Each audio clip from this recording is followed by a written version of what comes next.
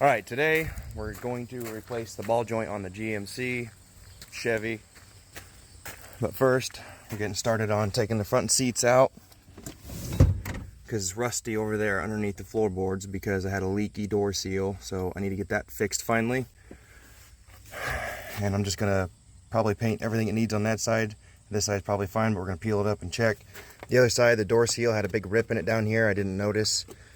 Last time I had fixed it, had a rip somewhere up here, so gotta get a new door seal, change the ball joint. Stay tuned. Well, in true fashion, there's always more to do. Found some rust. Got the speedometer cable out. Check the speedometer cable out. All right.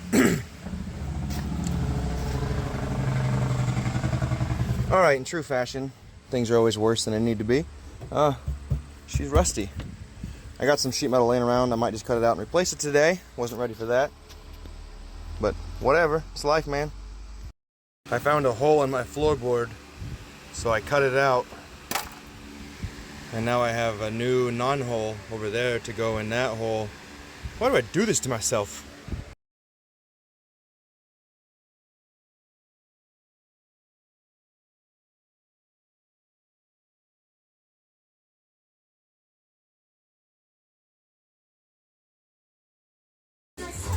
Alright, so got that much done on my floorboard. I gotta cut this last piece to fill in a hole. And then finish up all the welding. I gotta weld some on the back side, then I gotta clean everything up, toss some seam sealer on, prime paint, yada yada yada.